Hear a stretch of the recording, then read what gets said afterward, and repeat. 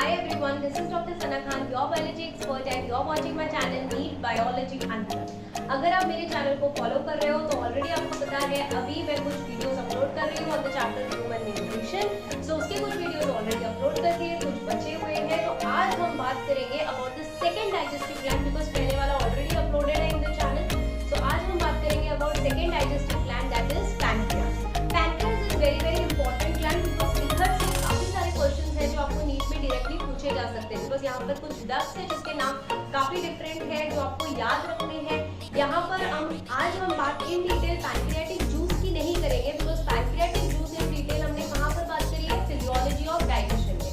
सो get clear कि अगर मैंने ये वीडियो अपलोड किया है ऑन पैनक्रियास तो हियर हम पैनक्रियास के स्ट्रक्चर के बारे में बात करें, पैनक्रियाटिक जूस के बारे में हम कुछ चीजें मेंशन करेंगे, बट इन डिटेल मैंने ऑलरेडी अपलोड किया हुआ है इन फिजियोलॉजी ऑफ डाइजेशन।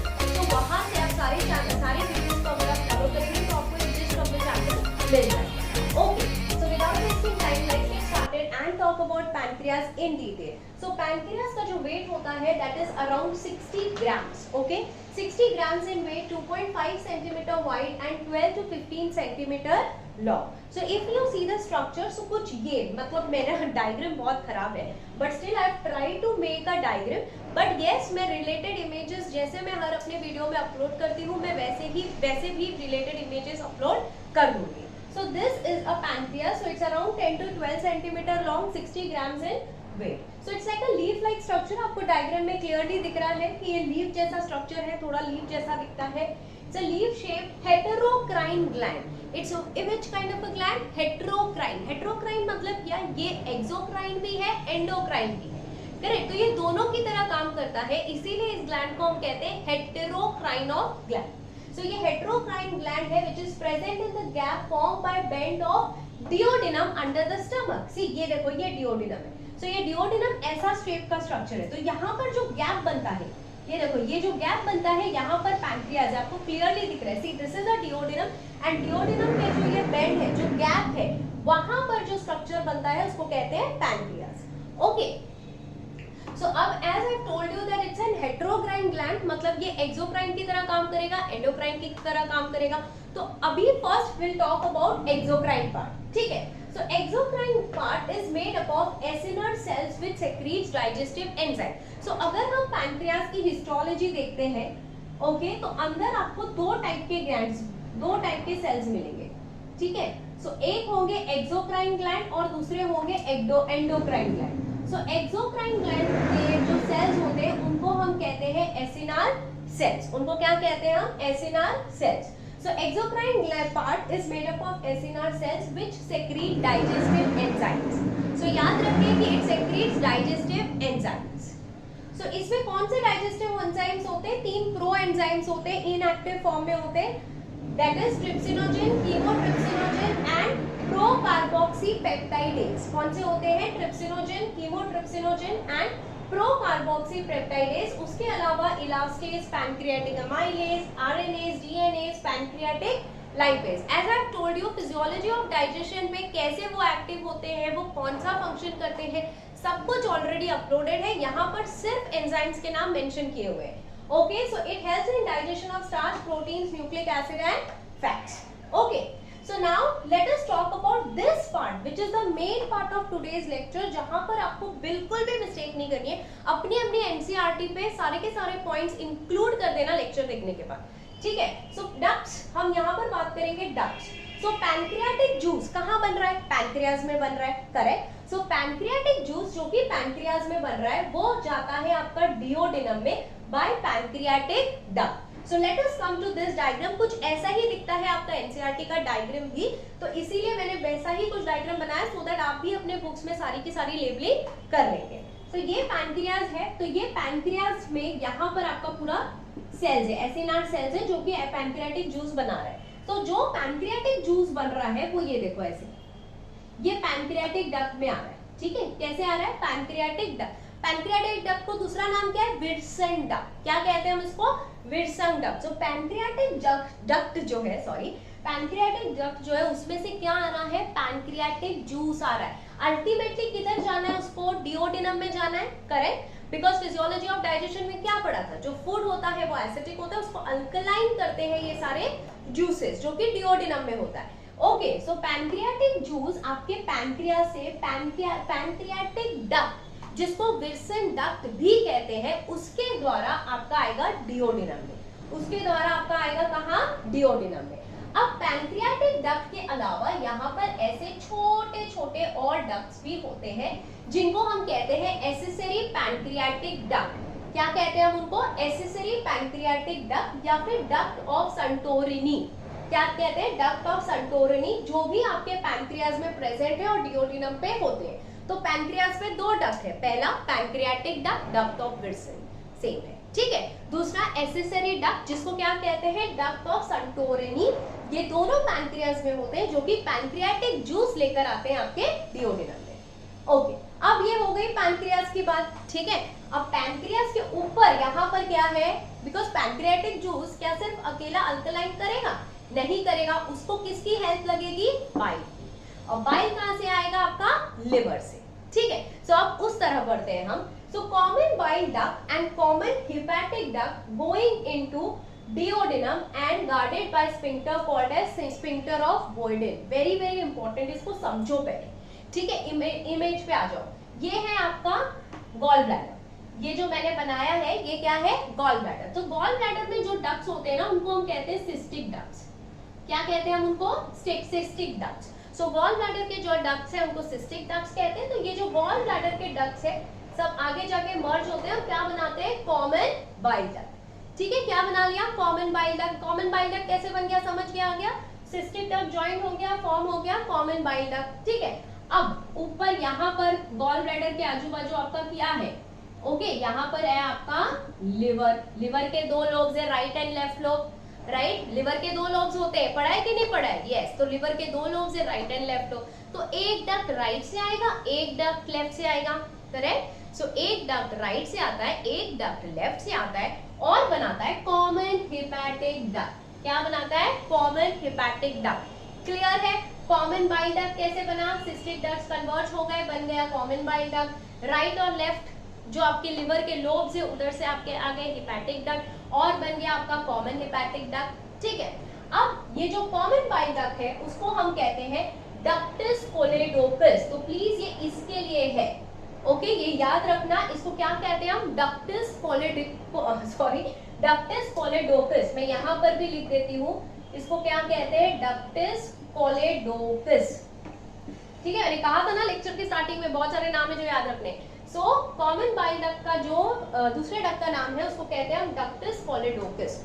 अब क्या होगा, ये common bile duct common hepatic duct join होगा, यस और नो। कॉमन बाइल डक्ट, ये देखो कॉमन बाइल डक्ट आ रहा है, कॉमन हिपैटिक डक्ट आ रहा है, आ रहा है, आ रहा है और आपके डिओडिनम में ओपन होगा। तो ये जो कॉमन बाइल डक्ट और जो आपका हिपैटिक डक्ट है जो कि डिओडिनम में ओपन होने वाला है, इसकी जो स्फिंक्टर है, यहाँ पर जो स्फिंक्टर है उसको कहते हैं हम sphincter of बॉयडेन।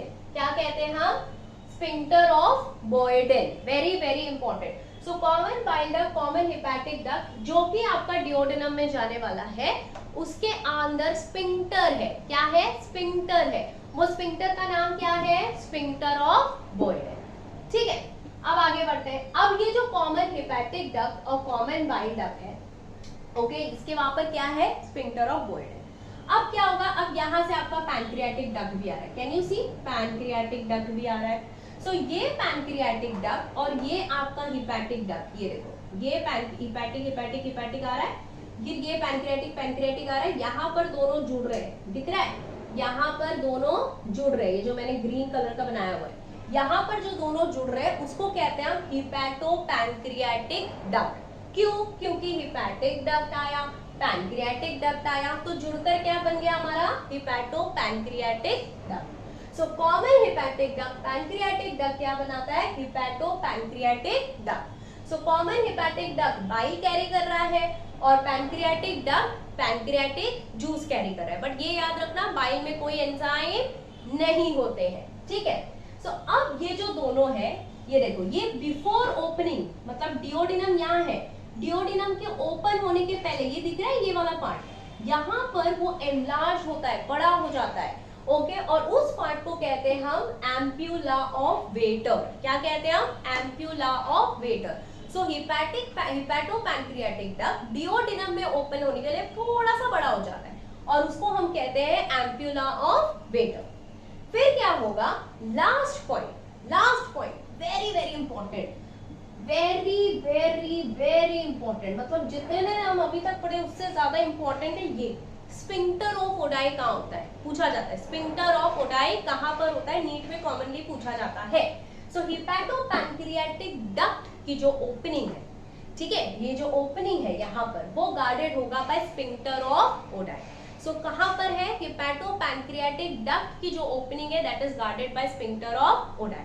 Sphincter of Oddi hepatopancreatic duct पे। स्फिंक्टर ऑफ बॉयडेन किधर है? हमारे कॉमन बाइल डक्ट और common hepatic duct. Is it clear? So let us just see this diagram once again and sum it up. ठीक है, ये liver है, right और लेफ्ट लोब से दो हिपैटिक डक्ट आ रहे हैं। ये देखो, दो हिपैटिक, राइट एंड लेफ्ट मिलकर बना रहे हैं common hepatic duct. Gall bladder पे बहुत सारे छोटे छोटे डक्ट्स हैं जिनको सिस्टिक डक्ट कहते हैं, मर्ज होके क्या बना रहे हैं? कॉमन बाइल डक्ट, जिसको डक्टस पोलिडोपस कहते हैं। और ये दोनों ओपनिंग पे स्फिंक्टर है जिसको कहते हैं स्फिंक्टर ऑफ बॉयडेन। अब ये नीचे नीचे नीचे आता है आपका कॉमन बाइल डक्ट, ये पैंक्रियाटिक डक्ट के साथ जुड़ता है और बनाता है हिपैटोपैंक्रियाटिक डक्ट। हिपैटोपैंक्रियाटिक डक्ट डिओडिनम में ओपन होने के पहले थोड़ा सा स्वॉलन हो जाता है जिसको कहते हैं एम्प्यूला ऑफ वेटर, और इसकी जो ओपनिंग है that is guarded by a sphincter called as sphincter of Oddi. Is it clear? So that is all about the structures related to pancreas in exocrine part. अभी पूरा नहीं हुआ है, endocrine part बचा है, ठीक है? So this is the structure related to the exocrine part of pancreas. ठीक है, मैंने फिर से आपको कह रही हूँ जो पैनक्रियाटिक जूस है उसका मैंने यहाँ पर डिस्क्रिप्शन नहीं बताया हुआ है बिकॉज वो फिजियोलॉजी ऑफ डाइजेशन का पार्ट है, मैंने उधर ऑलरेडी बताया हुआ है। ग्लैंड्स में हम सिर्फ स्ट्रक्चर्स के बारे में बताएंगे, ठीक है? अगर आपने सलाइवरी ग्लैंड देखा है तो वहां पर भी मैंने आपको सलाइवरी ग्लैंड के स्ट्रक्चर्स बताए, डक्ट्स बताए, वैसे ही यहाँ पर स्ट्रक्चर रिलेटेड डक्ट्स बताए। ओके, जो जूस है वो ऑलरेडी अपलोडेड है। इसके बाद हम बात करेंगे about the endocrine part of pancreatic juice.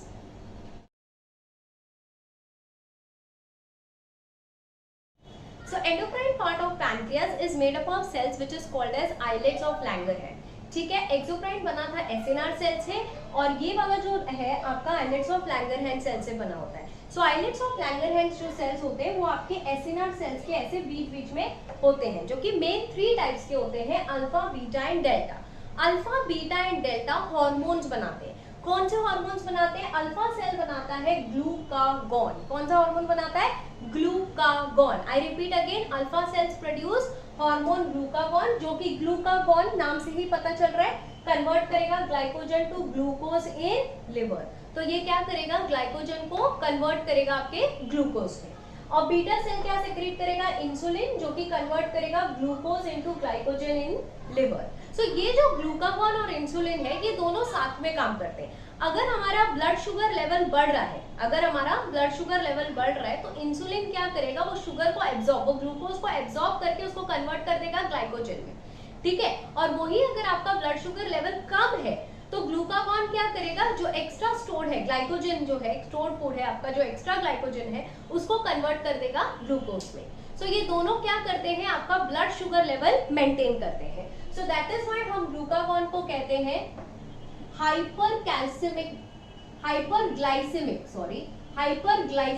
Hormone. क्या कहते हैं हम इसको? हाइपरग्लाइसेमिक, बिकॉज जब शुगर लेवल कम होता है तो उसको थोड़ा सा ये नॉर्मलाइज करता है। और इंसुलिन को कहते हैं हम हाइपोग्लाइसेमिक हार्मोन।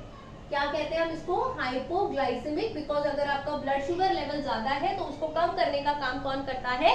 इंसुलिन। वरना आपको कौन सी डिसीज होती है? Diabetes mellitus. Okay, coming to the third cell that is delta cells. So delta cell secrete hormone somatostatin, जिसको एसएसएल्स भी कहते हैं, जो कि इनहिबिट करेगा ग्लूकागॉन और इंसुलिन का production. So depending on the body condition, जब एक अमाउंट में इंसुलिन सिक्रीट होकर रिलीज हो चुका होता है तो उसका जो सेक्रीशन अब बंद होना होता है, सो that is regulated by your somatostatin. So somatostatin is the one which is going to regulate your secretion and synthesis and see कि वो properly उतना ही बने जितना required है। इसलिए वो inhibit करता है secretion of glucagon and insulin. And last वाला पढ़ते हैं जिसको कहते हैं हम पैंक्रियाटिक पॉलीपेप्टाइड सेल्स, जिसको हम पीपी या फिर एफ सेल्स कहते हैं, जो कि सेक्रेट करता है pancreatic पॉलीपेप्टाइडेस which is very important, okay, because which inhibits release of pancreatic juice. तो pancreatic juice जो रिलीज होता है वो एक सर्टेन अमाउंट में होना चाहिए. फूड अल्कलीन के लिए हमें पैंक्रियाटिक जूस की रिक्वायरमेंट होती है, but everything is required in the body in a particular amount. ठीक है, सो हर एक चीज के लिए भी एक और चीज बनी हुई है जो कि मेंटेन करेगा वो amount. Same way pancreatic juice का भी जो रिलीज है that is maintained by your pancreatic polypeptide cell. So they are going to secrete pancreatic polypeptide which is going to inhibit, वो रोकेगा आपका पैंक्रियाटिक जूस का release. Okay, so that is all about the endocrine part of the pancreas. Endocrine part में ज्यादा कुछ है नहीं. Insulin, glucagon के बारे में आपको पता होना चाहिए, कौन सा हाइपरग्लाइसेमिक है, कौन सा हाइपोग्लाइसेमिक है, कौन क्या किसको कन्वर्ट करता है.